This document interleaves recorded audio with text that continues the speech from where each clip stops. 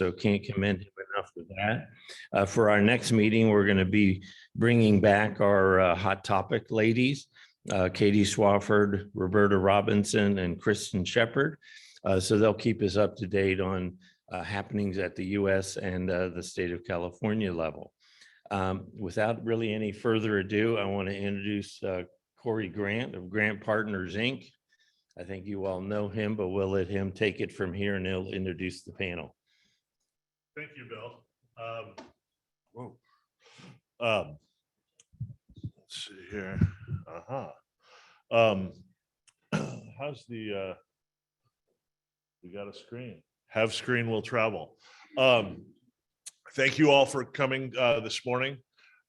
Today, we're going to talk a little bit about executive retention, something that's been sort of it's been a hot topic over the last 5 or 10 years, but it's really what we've seen with COVID is that it's become a lot more prevalent as a concern for business owners. And so today what we have as far as the panel, it's an honor for me, and it's always fun to be able to work with your friends. And so what I have here today is Bob Peterson. Bob's worked for a family office for a long time, and he's sort of created a family office within the family office. His son Jonathan is here, and so he's going to talk a little bit about some of the concerns that he's had over the years and how he handled first being a non-family member in a family business, and then how he's grown his practice as well. Don McDougal at Grand Tradition. For those of you who've been to Fallbrook or live in the area, Grand Tradition is probably one of the top wedding venues, not just in North County, but in San Diego. Beautiful destination. They've got a restaurant. Grand Tradition's been family owned for 3 generations. So Don being right in the middle, number 2. So that he's going to talk a little bit about his key employees and so forth.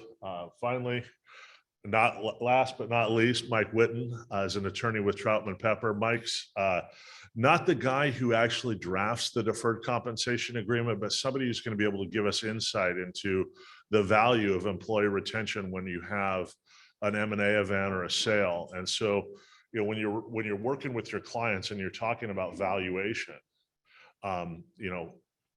having your key people retained is a real important thing. So let's move through the slide. Keep going. One more.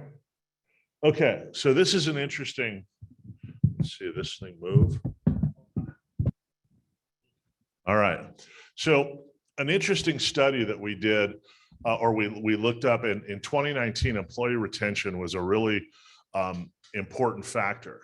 And so if you looked at the cost of getting a new employee at the C-suite level, that was 185% of their salary, 215 if it was a nonprofit. As of May, same survey, post-COVID, those numbers have jumped. So you're looking at almost 300 times the salary to replace a C-suite employee. So for a $100,000 employee, that's going to cost you, 225, 275,000. We're going to see, this turnover with people staying at home, figuring, hey, I can work remotely. We don't see this trend getting better. We see it getting worse. Next slide, please.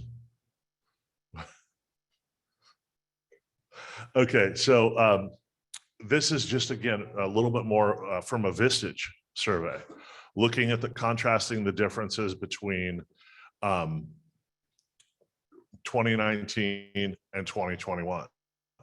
So you see in 2019, you had changes in management and retention was 70 to 80%.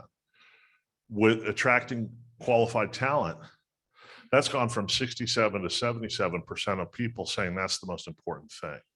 Next slide, please.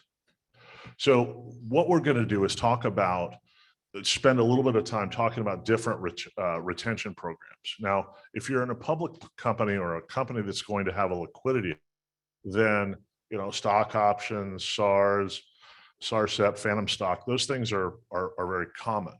But what if you're a family business? Gee, I like the grand tradition, but what's stock in a family business going to be worth to me? What's stock in Bob's company going to be worth to me when I see Jonathan sitting over there and say, wait a minute, he's going to be the boss, not me.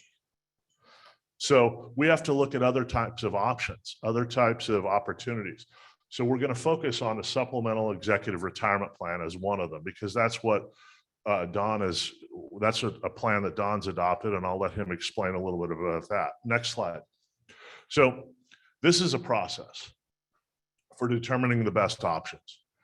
You look at the type of employee, and these are discriminatory plans. So you can have different plans for different people.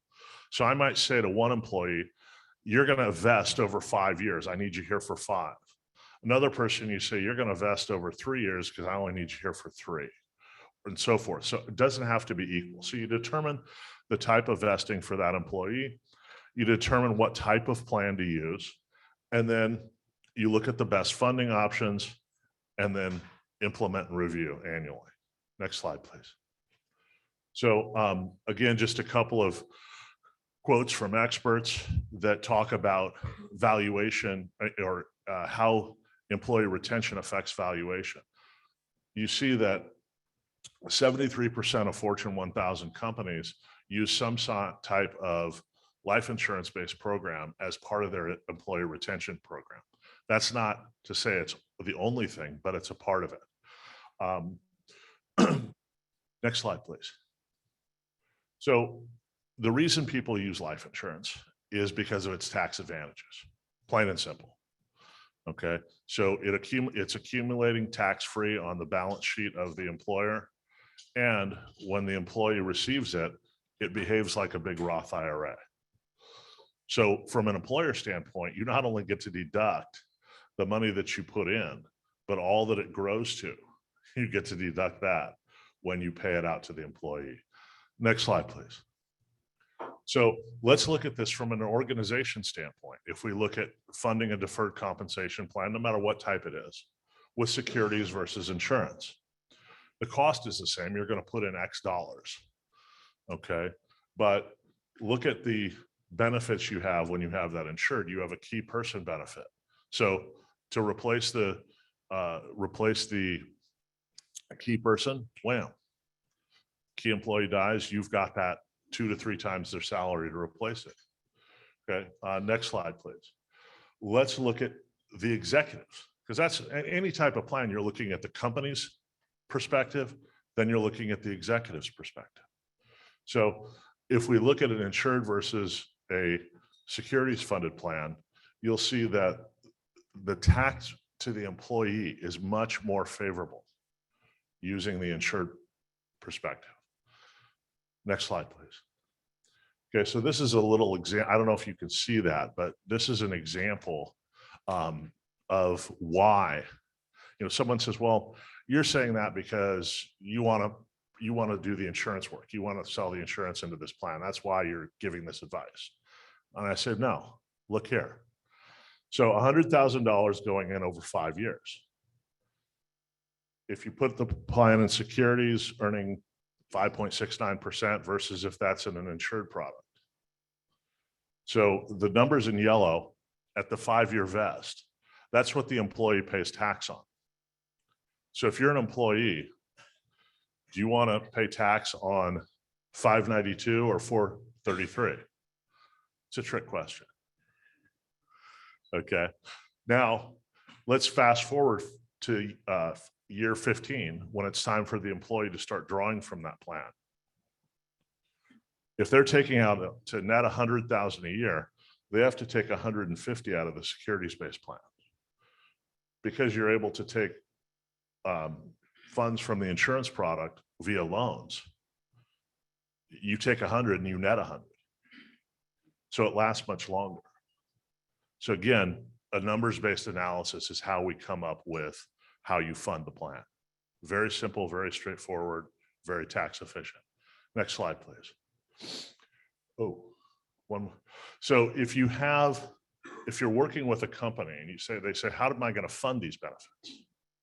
Well, if that company has cash on hand or their cash in reserves, we can oftentimes reposition that cash in a way that's going to help offset the cost of funding these benefit plans. Next slide. Okay, actually, let's just stop there, and I'm going to start grilling the panel.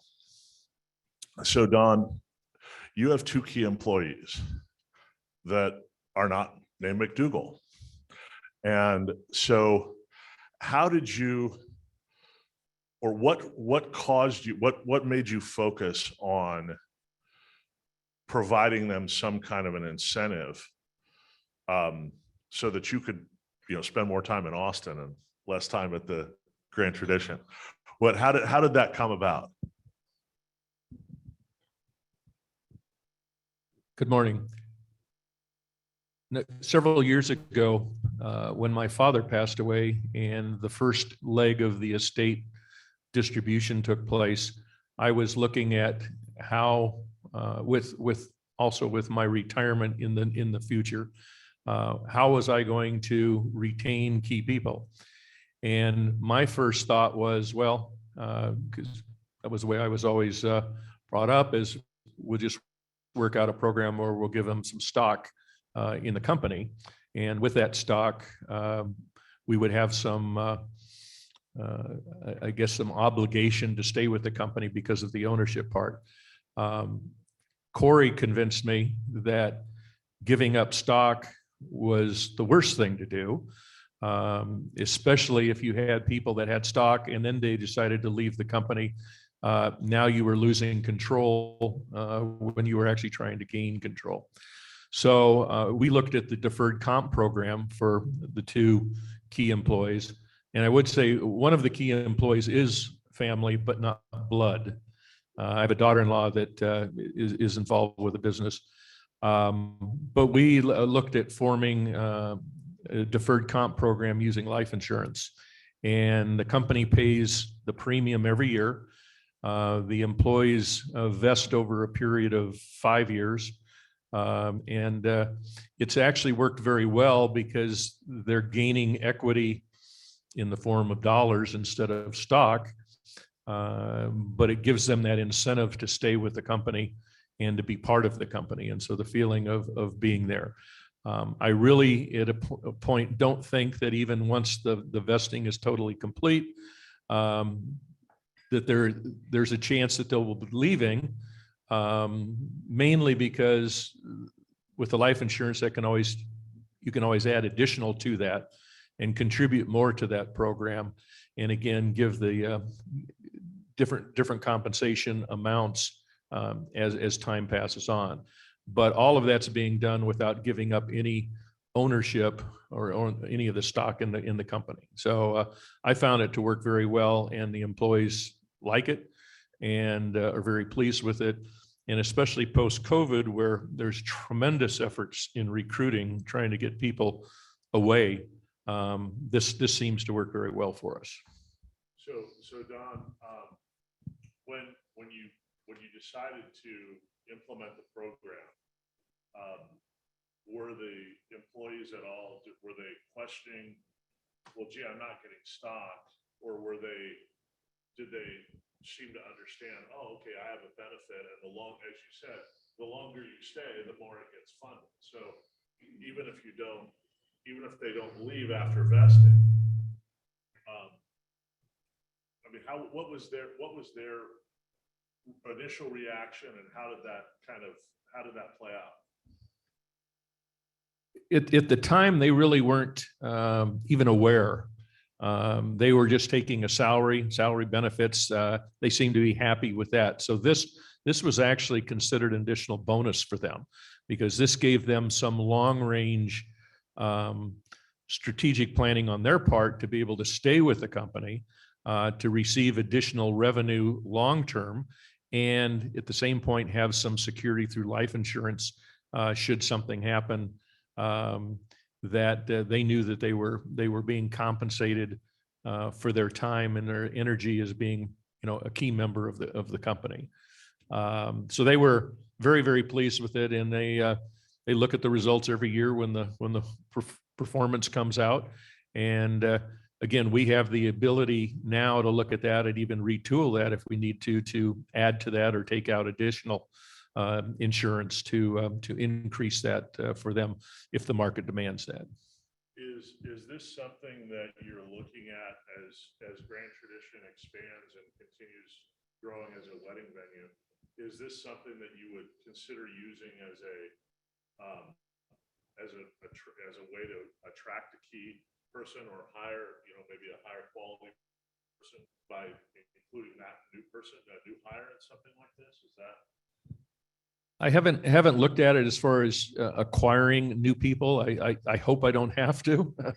I'm at a point where I'm very comfortable where I am, and things seem to be working very well. But I also know that things could change. But yes, if I did lose one of the key people, I would definitely consider that as part of the compensation program. I'm also giving some thought to that about some of the mid-range managers that are still key people too in the business. So instead of just straight dollars, giving possibly a deferred comp to the mid-range management in the company to help from a retention standpoint. And I might say that that's probably the biggest fear I have is there's more effort in trying to recruit the mid-management staff than it is for the top key management. Do you feel, and this isn't a political question, but do you feel it's harder to retain or attract workers because of some of the government funding that's been sort of paid to not work? It's been devastating. I mean, our labor costs have gone up just about 40% just to be able to hold on to people. We find that people come in and they'll work a few days and say, I'll go down the street. Somebody else just offered me more. There's a number of people that just don't want to work for a period of time because they were getting more in benefits from the government funding than they were by working. So it's been a very, very difficult time. And hopefully a lot of that is behind us now. At least the free money is dried up. So we're seeing some change in that. But everywhere we go, everybody's got help wanted signs out. And I'm now paying, we were taking even our bottom, what we would consider minimum wage employees, where minimum wage was at $7.50 and then it kept climbing up. And we were figuring our base employees in kitchen and landscaping and so on around $15 an hour. $15 an hour is now our minimum wage. We have to pay that, and we're still having trouble retaining people at that price. And most of our starting employees it's their first job. They're still in high school or college, just something they're living at home. They aren't making a living out of it, but it's just hard to get labor. I was just going to underscore the proper decision of not giving stock in a family-owned business for two reasons. One is from the employee perspective, while they think they're getting ownership and they're going to get the distributions and the upside, long-term, you look at the situation, you say, okay, the family's going to be running this business. I have trust and confidence in the current ownership, current management of it, but I have no idea whether generation 2 or generation 3 is going to run my benefit here into the ground, and they have really no way to get out of it. So long-term, it's not that valuable. From the owner's perspective, you've got issues of death, divorce, bankruptcy, and a lot of times in these families that I represent, they talk about doing this all the time. But if you get in a situation and you give stock away to a non-family member and you want the ability to get it back, you may be buying that at a very high price down the road. And so your products are good products to mitigate those issues if you go that direction, but it's better to do it with programs and tools like you're talking about, shadow stock, assignments of economic interest, those sorts of things, than actually giving equity away in the business. One other thing, Cory, to add what Mike just said, just envision giving stock to one of your key employees and having a key employee go to work for your competitor. Now all of your information, confidential information, so on, is to be able to be shared, annual reports and financials. So I agree. I'm glad we didn't go that direction. I actually, that's a good point. I have a situation right now and it's kind of ugly. We have a key employee, non-family member. The business is made up of a bunch of people who are non-family members, but the key investor is got his sons there with the intent of bringing his sons up to run the business at some point in time. One of the non-family member executives has his nose out of joint and came to me. I'm the lawyer for the company, but he came to me and he said, I no longer want to be an owner of the business because I want to be able to have complete flexibility to go to competitors. And he knows everything about our business. And when you own stock, you're involved, you have a fiduciary duty to the company, but he wants to free himself of that so that he can move from the company. And it's an ugly situation. Interesting. So that's a situation, you know, Don's situation is unique in that the biggest, you know, Grand Tradition is a great wedding facility, but the real value is in the underlying real estate and the fact that it's an ongoing enterprise. So it's truly a family business. Now in Bob's situation, Bob started working for a family business and has sort of morphed his own business, grown his own business within that business, working with a couple of families. So maybe Bob, you could spend a little time explaining how you came to that position and what how this has worked out for you. Yeah, I'm probably on the other side of this. I am the key employee, so it kind of is the reflection of what these gentlemen were talking about. But I joined a company after working for Arthur Young for a few years and had my own consulting practice in real estate, and then picked up a client, happened to be a mega client guy, Harry Collins. Some of you people know him. I talking to Glenn, and you know, he knows that family. Harry owned La Valencia Hotel along with his father-in-law, Willis Allen, and he developed Rancho Valencia. And I came on board when he first acquired a big project up in Oceanside that some of you might know, Rancho del Oro. Harry needed some help on keeping track of what's going on up there and laying some groundwork for some additional employees and how we're going to compensate them and such.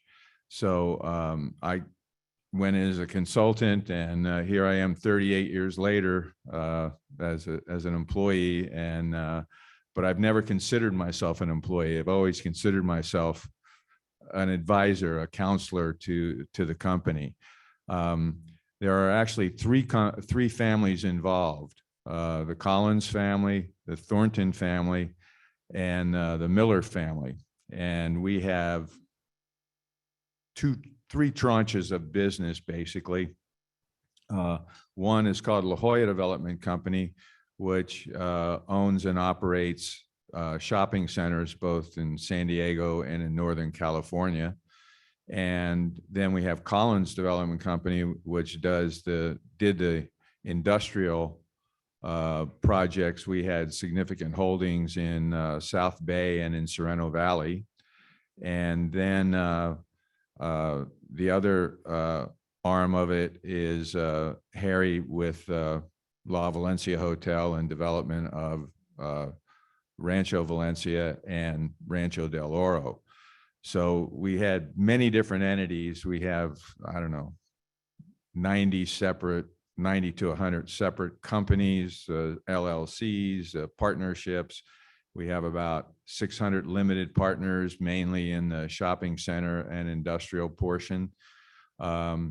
Unfortunately, along the way, Harry was at his ranch up in Aspen and took a header on a polo pony and was permanently brain damaged in 2005. And that caused great disruption in the business and how we were going to proceed in that business. And again, they're separate so we formed a management company between La Jolla Development Company and the Collins Development Company. And Harry was 50% of each of those companies, with Jack Thornton on one side in La Jolla and Tyler Miller on the other side on Collins Development Company. And I helped set up that company and to provide services to both those development companies. We have, at one time, we had a construction company also. And that construction company was headed by Mickey Carhart, who some of you might know. And he came to an untimely death during this process. So we actually closed down the construction company, and we ceased major development. We did other investments, but my staff went from, with the construction company and the other one, we were a couple hundred people. Now we're down to 30, 45 people. We have an office in Northern California where we have significant retail holdings. And we used to have one in South Bay with the industrial.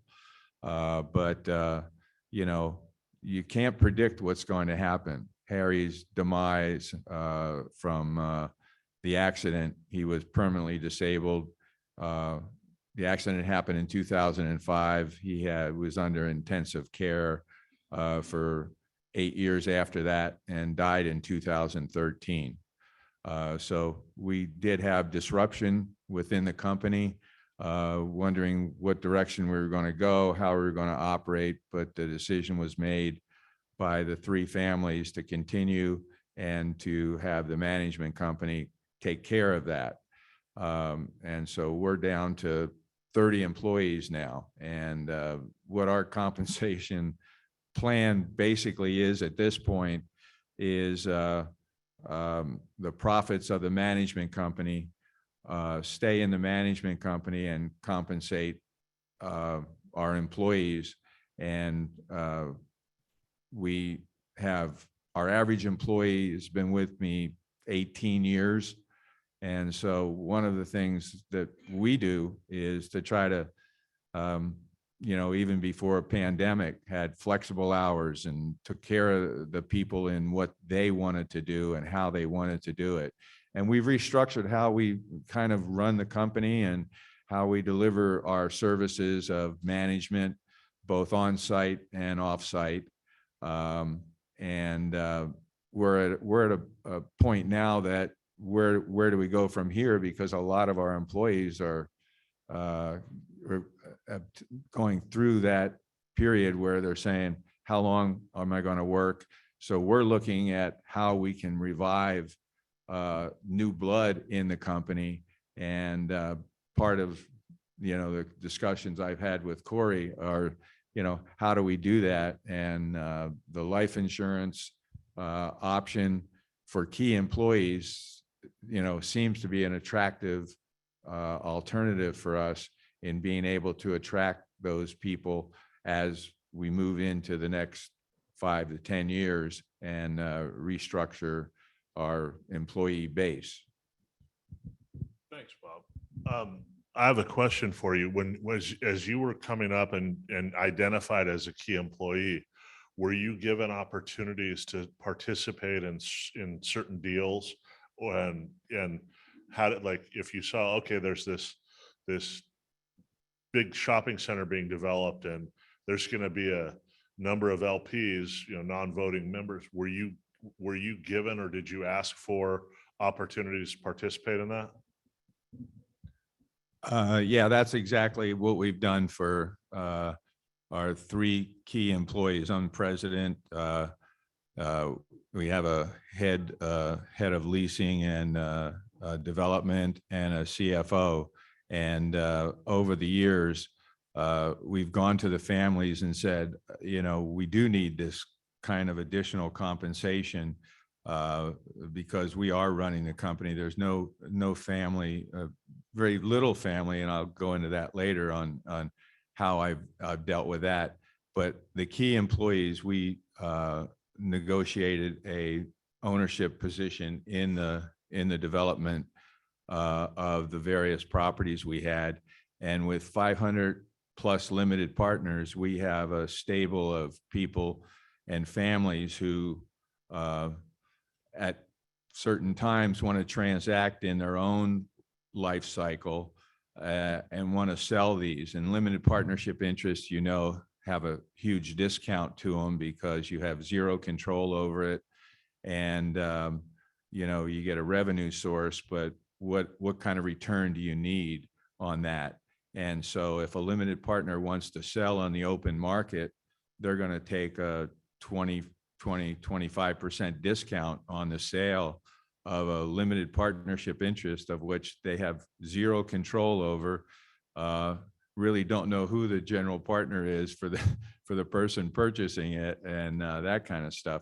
So we have a kind of established a rapport with our limited partners who either die or want to sell for other reasons, and we'll buy back those interests and we'll sprinkle those throughout the company at the management level.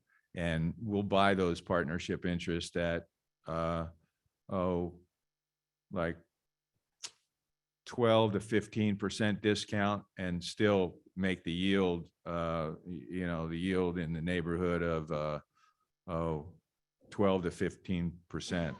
So it's a good deal for our management team, and it's a good deal for the limited partners to have a market to provide liquidity for them. Thanks, Bob. So that's another way of providing incentive compensation if you're, you know, for a key employee, and as opposed to Don's situation where it would be giving up, you know, shares in an actively run business, because real estate typically in a limited partnership or format, what Bob is describing is a way to retain people without having to give up any kind of control, because the LP interests are non-voting. And so by also having that first right of refusal, that's a way to keep them in control. Now, it's also I can project. It's also with a lot of my real estate clients, they have projects that are short-lived, 18 months, 24 months, 36 months, or, you know, 5 years, right? And so the mothership that is really the real estate core business, and is usually a family business, they don't give any interest away in that business. But it's a way to give your employees some interest, ability to buy in, participate in the projects that are short-lived. They get into it, the project runs its course, they get a benefit out of it, and you move on to the next. And so you're not living with these people forever, but they have opportunities to play in the projects and the business. now is that through a promote interest, or how's that? Well, it depends on what side you're representing. Right. So some of us in this room know this, but I mean, you could be the promoter and you're giving them a piece of the promote. You could be just, you know, you have your limited partnership interest and you have a bunch of limited partners in it. And you give them an opportunity to set aside a little bit of a limited partnership interest for the employees to participate in. There's different ways to do it, and it's different parts of the pie that's getting sliced up. So. And the difference is that we're a long-term holder of these partnerships. So that makes quite a bit of difference, because they do all produce, these are established, well-established partnerships of income producing, industrial, retail, or other kinds of properties that have a very determined and predictable cash flow. And so you know, it's a very fungible commodity that you know what you're going to get. It's almost as good as a CD in a bank. So The other way you do it is you can divide up your business. You know, real estate doesn't have to be owned, and probably shouldn't be owned by the operating company. And you know, and some of our clients are looking at the real estate being the real value of the business, not the operating or management company. And the management company is oftentimes made up of people who are not members of the family. And you can have the participation on the management side as opposed to the real estate side. So it's just different ways to carve it up. and that's our our key people in the management company participate in the profits of the management company, just like Mike said. And, and it works. And our employee base, if we make money in the management company, we have a bonus program that is very, very fair from the employee standpoint and from ownership and management side of things. So. Thank you.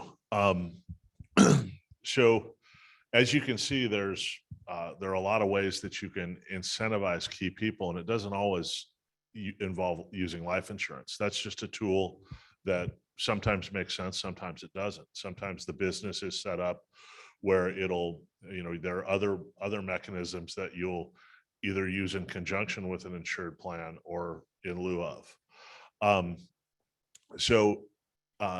Bob, to kind of put you on the spot again, you started being the key employee, but as that management company has grown and become more and more important, there's you as the president and other key employees.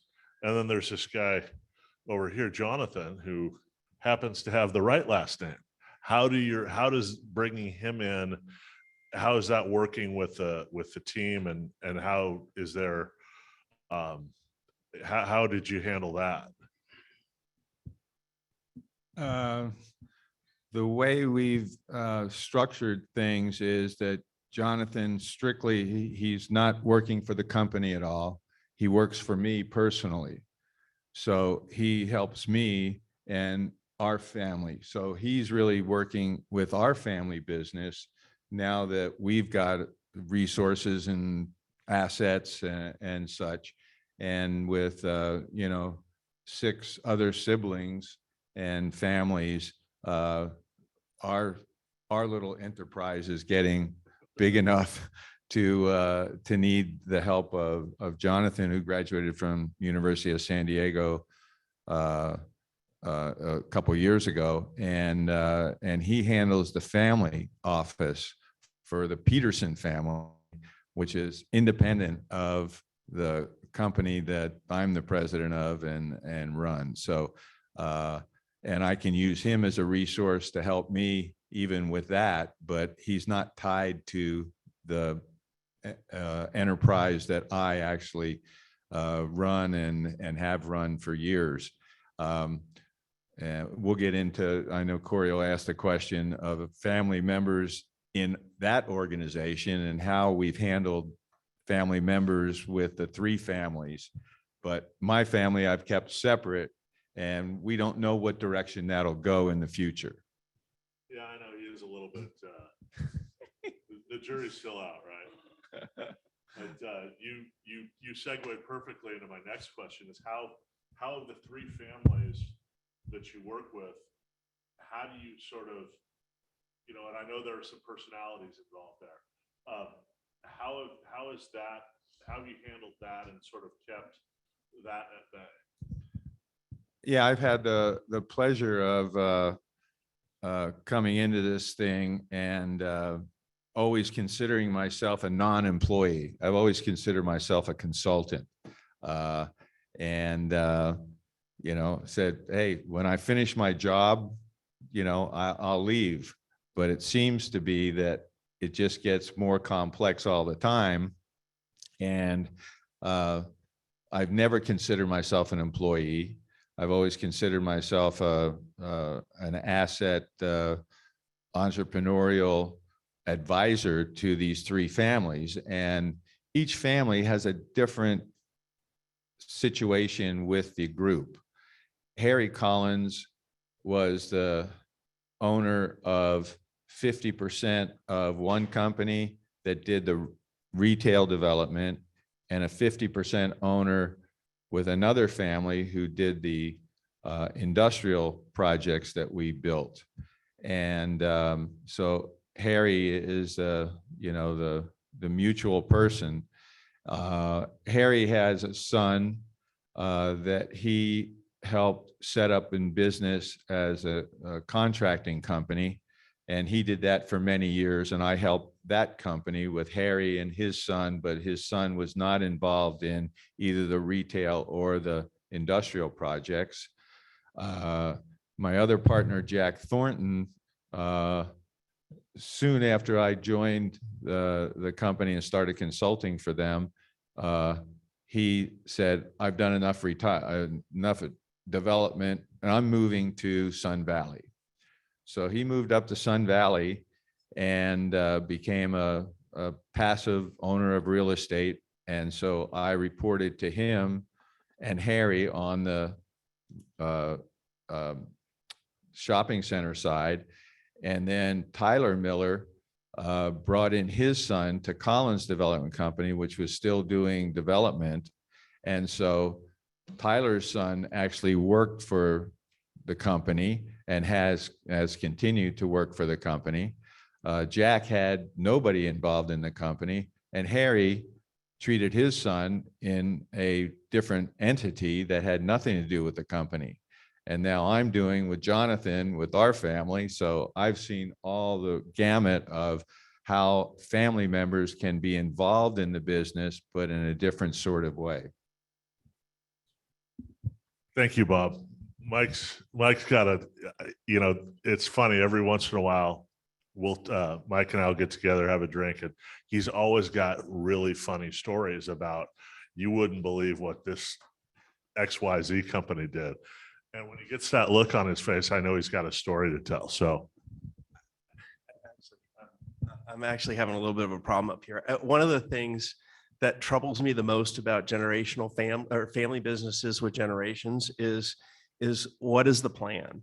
I come from a litigation background as well. And early on in my career, I represented with my partners, Bill Koch, the billionaire, suing his brothers in a family business. And at the same time, I had a buddy of mine from Notre Dame who was running a large business for his family. And it all happens. There is no plan in terms of who's running the business. There's no plan in terms of segregating different portions of the business. And so you start getting all of this family infighting. And right now I've got 3 families with big companies that are all fighting. And there's, as you sit down with your clients, it doesn't matter. It's good to do it at the beginning, but if you can't do it at the beginning, do it in the middle. I don't care, but you need to have a plan. You need to have a plan in terms of when you're bringing in Johnny or when you're bringing in Sally, what portions of the business they're going to be responsible for. And you need to have an ability for people to get out of the business. And you got to think forward, years forward. I'm dealing with a company right now. It's a $200 million. No, it's a $1 billion enterprise up in Northern California. We are working right now on the 5th generation, and the 5th generation could fill this room or more. And everybody is wondering what piece they get, how they get to participate in the business. And at some point, it might be best to just sell the business, every family member take their piece of it, and start anew and be responsible for their own money, because it's going to disintegrate just with the internal arguments. So you have to make sure your family businesses are really focused on what the plan is.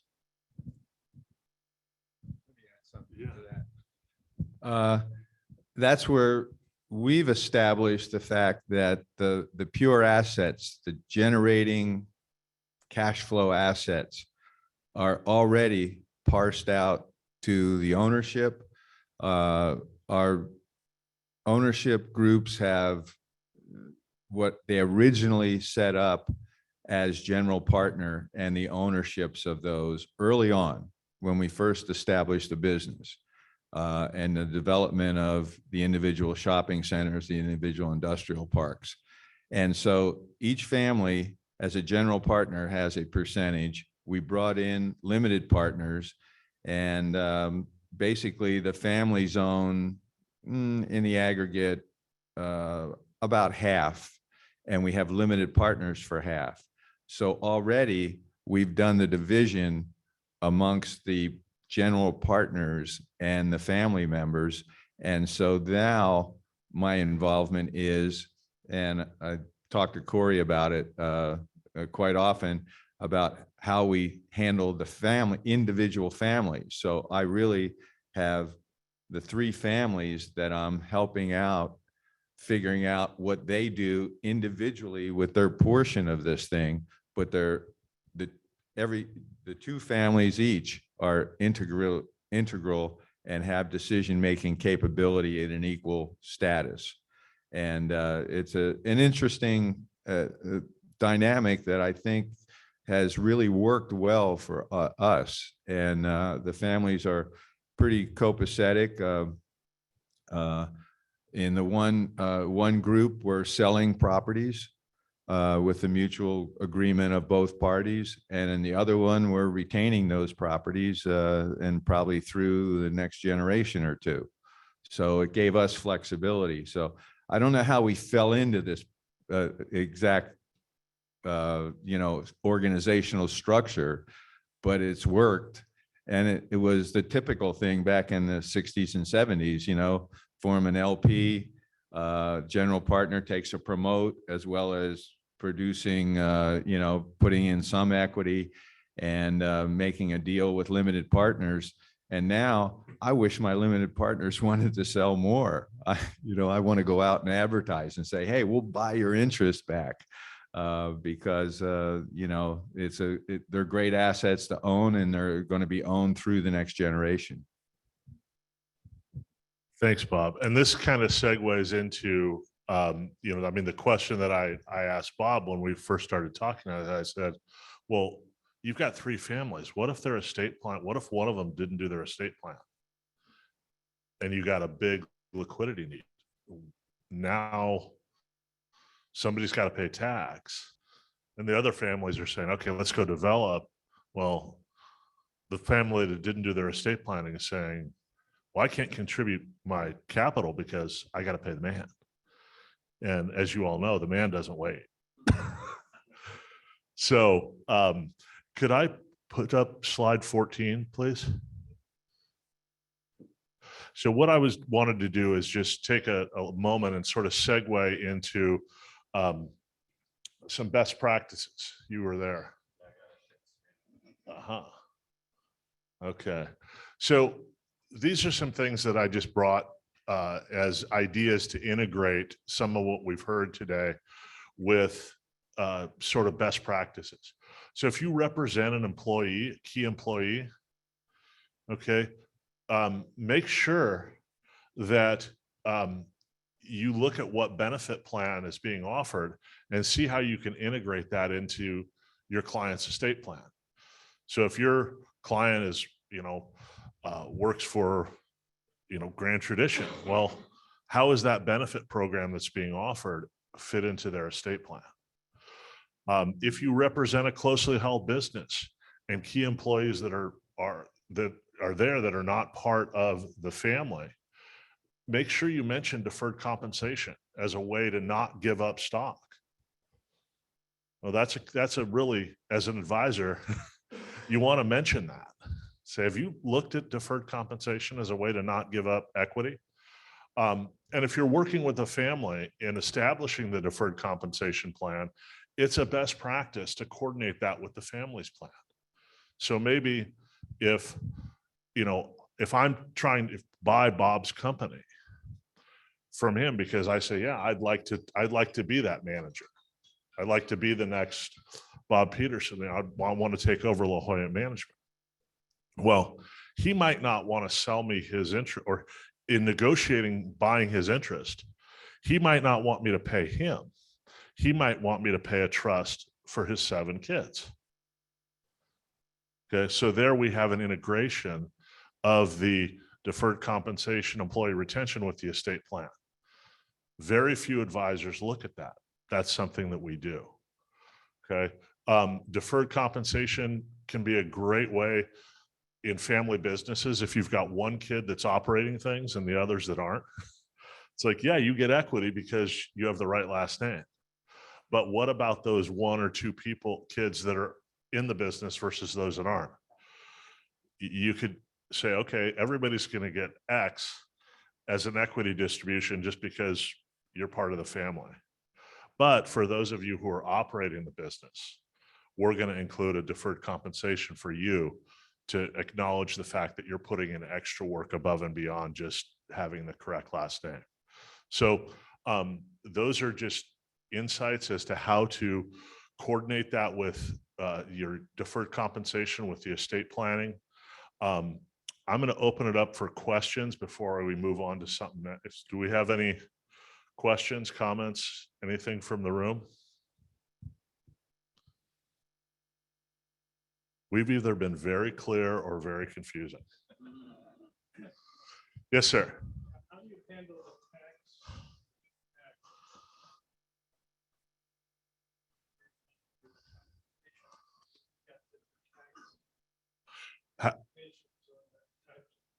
How do you handle the taxation issues on the different deferred compensation alternatives? That's something that we do in upfront. You remember the slide I went over showing a plan funded with securities versus funded with insurance.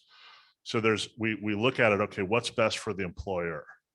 And then what's best for the employee?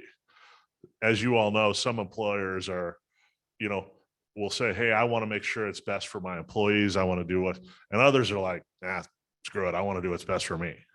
So, you analyze each of the options, and deferred compensation isn't taxed to the individual until it vests. So you have a discussion with the employee, hey, you're going to vest in 5 years. You might want to put some money aside. Or some companies will bonus that money out to the employee to pay the tax when they have that lump sum come out to vest. The point is, you have those discussions, you plan with it.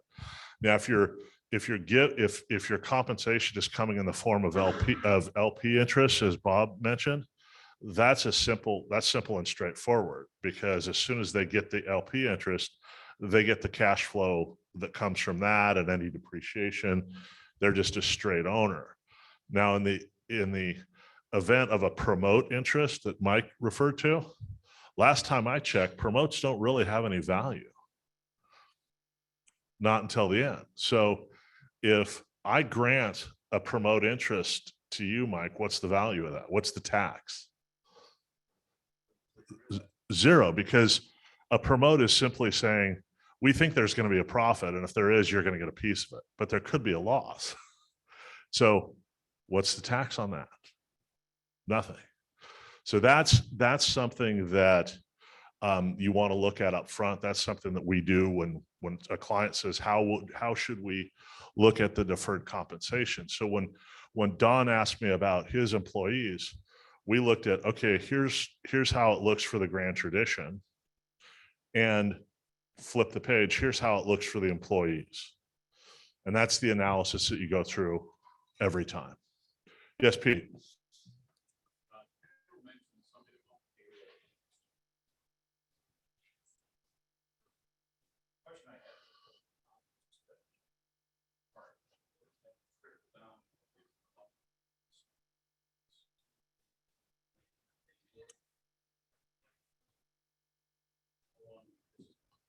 So the question was, Don mentioned that his labor costs had gone up by 40%. And Pete's question was, how long do you think that's going to last? And how is that impacting the cost of what, your menu prices, your wedding prices? Initially, very little, because ours are always booked typically a year to 2 years out. So when someone books an event with us, we lock in the prices. What it does mean is that we have to be looking out a year to 2 years out when we're putting our pricing together, so that those people that are booking today are booking at the higher price. Fortunately, our margins are enough that we can cover that flexibility, but not forever. So we've got to constantly be upgrading in charging. Now, I noticed that a number of restaurants now, they're putting a surcharge on their bill. They'll put a 4%, 5% labor charge on your ticket. We've taken the position of, once we've locked somebody in on a contract, we're going to hold to our price, but we will pick that up by increasing prices down the road. Thank you, Don. Other questions? Okay, panel. Any recommendations on what, if you could do something, if you could advise a client, or if you could do something differently than you've done before, is there anything that you do differently knowing now what you didn't know then? I'll just pass it down the line. I think the way we've set up the thing back in the beginning is a sustainable model through the next generation. And I think that the proof of the pudding is everybody seems equally pleased with the current situation and the outcome for what we have set up. And we might have just tripped into it because it was the, logical thing to do at the time with the GP-LP situation, and then management company being owned by the operators and the families. So what we've tried to do is align the goals of all constituents, our employees, our management group, our investors, and certainly the three families that are the driving factor in this thing. So we're pretty happy with it now. We've been happy with it. We've gone through some life-changing situations with the various families. We're into the second generation now of the management and the board that I report to. I started out reporting to the three godfathers, basically, and now I'm dealing with the next generation, and that's going fine. And again, the valuations are independently set if we do a transaction. And so we're pretty pleased with it. And I don't know that we are interested in changing anything at this point.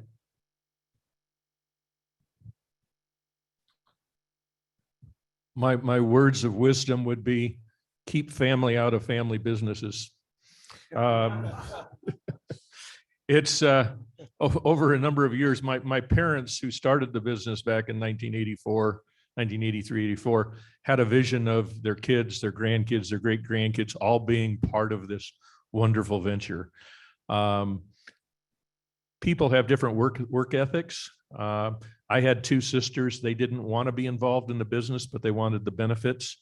I've had the misfortune of having to terminate my son from the business and my wife. Neither were pleasant, but ultimately worked out. And I'm at a point now where I've bought out my sisters, so they're no longer involved in the business. So basically, the business now is myself, and it's so much easier and so much more rewarding not to have to deal with all those personalities and all those issues that come up. Like I say, the one thing is just keep family out of a family business. And in reality, a business has to run as a business. There has to be one person in charge, one person that makes the decisions. You can have plenty of input, but ultimately you have to make a decision. And so it really needs, you can't manage a business by committee. Boy, do I agree with that. Most of the problems that I've seen in business are bringing in family members who don't see the vision that you see. And the truth is, I know a lot of clients that should not have partners. It just complicates things. I'm giving you one example of something that I learned a long time ago from a client of mine that brought somebody in for a promote interest, right when they were doing something for something like 20% of the development opportunity. And then when it came to doing the development deal, the 20% didn't have the money to put into the deal, and it was the other side that was putting up all the guarantees. And so they looked at each other and said, well, I'm not going to give you the opportunity on my guarantee. So they ended up selling a great opportunity because because of that result. And it drove a decision that the party with the 80% didn't want to sell that asset because could have made a lot of money on it. So that's one. I'll just say this. I spent a lot of my life in buying and selling, developing businesses that depend on real estate. I do a lot of golf course and country club, hotel work, and those sorts of things. And our biggest assets are real estate and people. And on the people side of it, which is what we're talking about today, it's important to retain good talent. And it's all life cycles of your business. I represented a number of startup businesses, and they don't have a lot of money to attract good talent and to keep good talent. And so they have to develop good programs to incentivize people to come on board and stay. And if you don't have them, you don't have a business that can grow and get to the finish line where you want to be. On the sales side, it's hard to sell a business if you can't keep your team together and get them all the way to the finish line. And you have to look at your retention of those employees, and one, make sure it's confidential, but two, make sure that they know that they're going to benefit by getting the family business to the finish line on the sale. You can't just expect them who have been running the business and growing the business not to participate in the end, because you won't have them and you won't have a successful sale. So I think that's something to focus in on. I think that's about it for right now. I have another thing to add, that my challenge, along with my family, is our portion of it, because we're dependent upon the assets that I don't control, whether they're sold or not sold. And at some point in the future, these assets might be retained by the families when I'm no longer around. And that's why I brought my son in to help mediate our family with 7 children and grandchildren. God knows how many there's going to be. I only have 3 right now, surprisingly enough, but they're promising us more. And so our family is a micro business now, and we don't control the asset. So it could be that all of a sudden the families that I work for, basically, and are my partners, will decide to sell. And what do we do when you do that? And how do you then move forward with our family? And so we're trying to hold regular family meetings where we talk about, what the vision of my wife and I are, and what we've done, and how we're transacting what we have now and passing it along to them, certainly through the estate planning that we've done. And we've accelerated that because of the fear of what would happen by the year end here. It looks like it's not going to be as dramatic as we thought it was going to be, but we already took some moves to move assets out of my wife and I into a family partnership, allowing discounts and that kind of thing. So, my challenge into the future isn't the existing business, because we've got that pretty well, stabilized and has been for a long time, and looks to be stabilized into the future. But the real challenge is how we do that at our family level, which is a whole different tranche with different facts, with different assets that we don't really control. But if at some point we're going to control those, and how do we do that as a family and work together to maximize what is best for the whole family and future generations?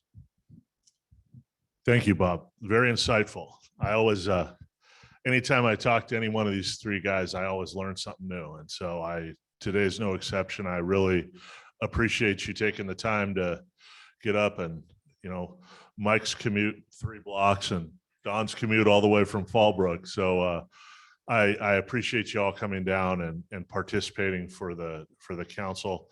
Any closing questions before I let everybody go? I know we're getting close on time. So last opportunity for questions. Going once, going twice. All right. Thank you very much. I appreciate everybody's time and